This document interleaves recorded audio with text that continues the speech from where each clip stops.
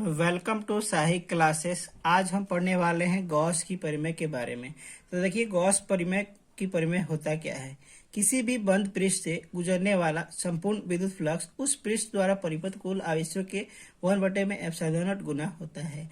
यानी आपका जो बंद पृष्ठ से गुजरने वाला जो विद्युत फ्लक्स फाई ई है वह क्या होता है, Q/में के बराबर होता है। और जो Q होता है वह क्या होता है, उस बंद पृष्ठ के अंदर का कुल आवेश क्या होता है, उस बंद पृष्ठ के अंदर का कुल आवेश। तो देखिए, फाई इजिकल टू में हम उसको लिख सकते हैं समेशन ऑफ Q/में। जो समेशन होता है वो क्या होता है, समेशन ऑफ Q मतलब उस पृष्ठ बंद पृष्ठ के अंदर आपका कुल आवेश। तो यहाँ पे हम लिखे हुए हैं कि summation of Q equal to क्या है, गॉसीय पृष्ठ के अंदर का कुल आवेश। यानी आपका गॉसीय पृष्ठ वह होता है, मान लीजिए कि कोई सा भी आपका बंद पृष्ठ हम लेते हैं, चाहे ऐसे लें, चाहे ऐसे लें, चाहे ऐसे लें, आपका जो भी हम बंद पृष्ठ लेंगे गॉस के नियम को लागू करने के लिए, उसी को हम क्या कहते हैं, गॉसीय पृष्ठ कहते हैं। क्या कहते हैं, गॉसीय पृष्ठ कहते हैं। अब देखिए क्या है, आपका एप्सिलॉन नॉट जो होता है हवा या निर्वात की विद्युतशीलता होता है। तो हम यहाँ से जान गए कि फाई ई जो होता है वो क्या होता है, उस बंद पृष्ठ से गुजरने वाला संपूर्ण विद्युत फ्लक्स होता है। और जो आपका क्यू होता है वो क्या होता है, उस बंद पृष्ठ के अंदर कुल आवेश होता है। और जो एप्सिलॉन नॉट जो होता है वह क्या होता है, हवा या निर्वात की विद्युतशीलता होता है।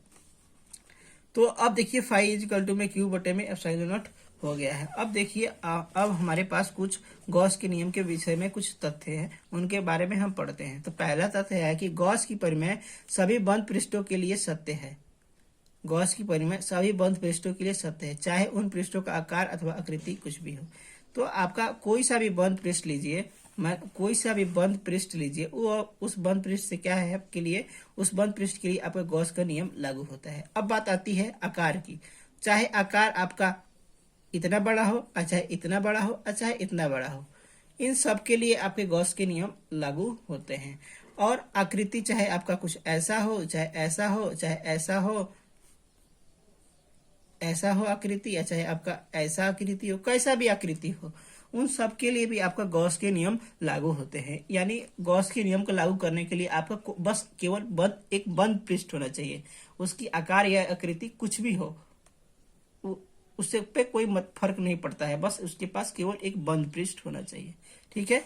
अब आपके पास अगला है कि बंद पृष्ठ से निर्गत विद्युत फ्लक्स का मान बंद पृष्ठ के अंदर आवेशों के वितरण पर निर्भर नहीं करता है। यानी कहने का मतलब यह है कि आपका क्या है, इधर देखिए, ये एक बंद पृष्ठ है, ये भी एक बंद पृष्ठ है, ये भी एक बंद पृष्ठ है। इसके अंदर आपका टोटल Q आवेश है, इसके अंदर आपके पास Q/2 और Q/2 आवेश है, और इसके पास Q/3, Q/3 और Q/3 आवेश है। ठीक है। अब देखिए, इसको हम जोड़ते हैं तो इसका संपूर्ण विद्युत फ्लक्स क्या आ जाएगा, फाई इजिकल टू Q/में आ जाएगा। इसका जो संपूर्ण फ्लक्स है वो क्या आ जाएगा, Q/2 प्लस में Q/2 और बटे में आपका क्या आ जाएगा, एप्सिलॉन। और इसका आ जाएगा फाई इजिकल टू में आ जाएगा Q/3 प्लस में Q/3 प्लस में Q/3 बटे में एप्सिलॉन। अब देखिए, इसका तो आ गया है कितना, फाई ई जो है कितना आ गया है, Q/में एप्सिलॉन। और इसका आ जाएगा आपका फाई जो आ जाएगा 2Q/2 बटे में एप्सिलॉन।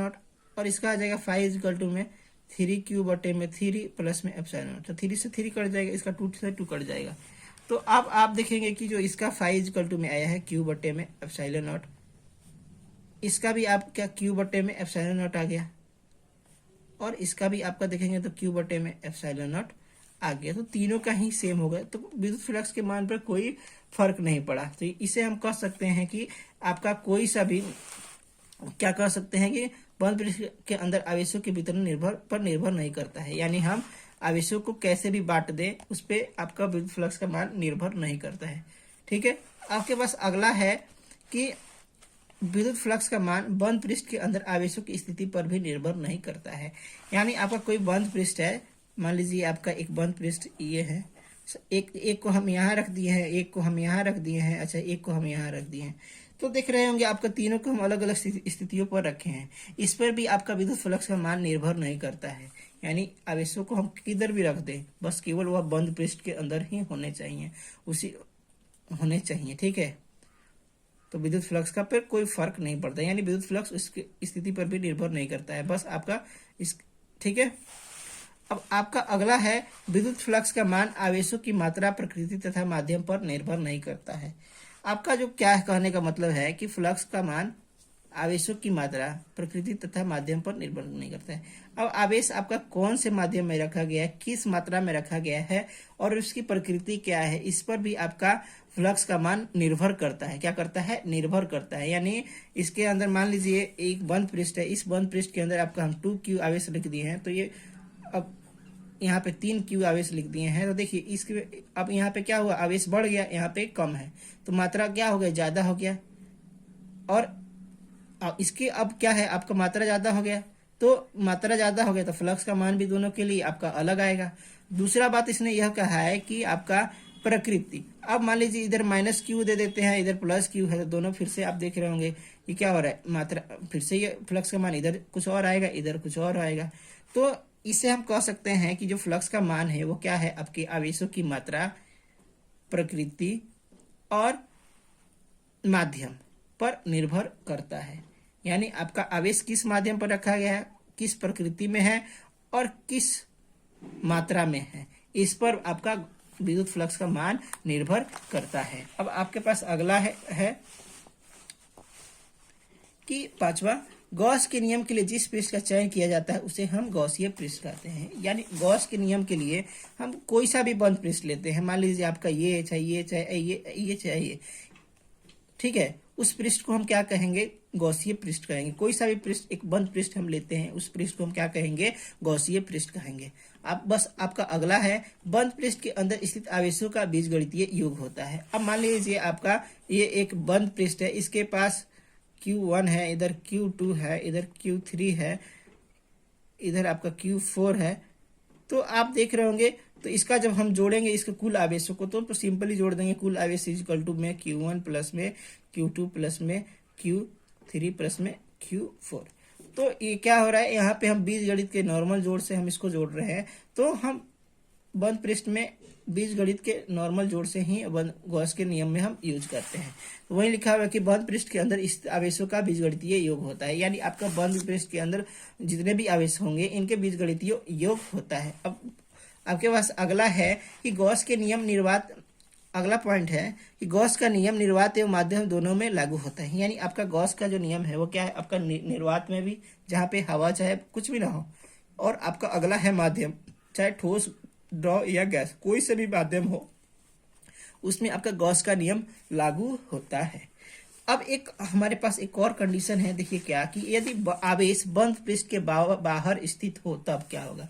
यदि आवेश बंद पृष्ठ के अंदर बंद पृष्ठ के बाहर स्थित हो, तो देखिए ये आपका आवेश बंद पृष्ठ है और आपका आवेश यहाँ पे स्थित है, तब क्या होगा कि जो विद्युत फ्लक्स, मान लीजिए आपका जो विद्युत क्षेत्र होगा, इधर गुजरेगा, इधर गुजरेगा, इधर गुजरेगा, इधर गुजरेगा, इधर गुजरेगा, इधर गुजरेगा और आपका इधर गुजरेगा। तो मान लीजिए ये जो है यहाँ पे जाकर टकराया और फिर यहाँ से बाहर निकला, ये जो है यहाँ पे टकराया और यहाँ पे बाहर निकला।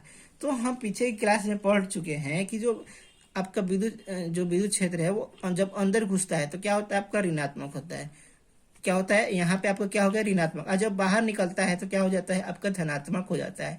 तो ऋणात्मक और धनात्मक को जब हम जोड़ेंगे तो क्या हो जाएगा, यहाँ पे आपका जो क्या हो जाएगा, 0 हो जाएगा विद्युत क्षेत्र। अब विद्युत क्षेत्र रहेगा ही नहीं तो फ्लक्स कहाँ से जनरेट होगा। तो इसीलिए क्या होता है, आपका क्या है कि यदि बंद पृष्ठ के बाहर आवेश स्थित है तो क्या होगा, विद्युत फ्लक्स का मान क्या होगा, विद्युत फ्लक्स यानी फाई क्या होगा, आपका 0 होगा। क्या होगा, आपका 0 होगा। Thank you for watching this video. आपको वीडियो कैसा लगा प्लीज हमें कमेंट्स करके बताइए और हमारे चैनल को सब्सक्राइब कीजिए और ज्यादा से ज्यादा लोगों को शेयर कीजिए। Thank you for watching this video.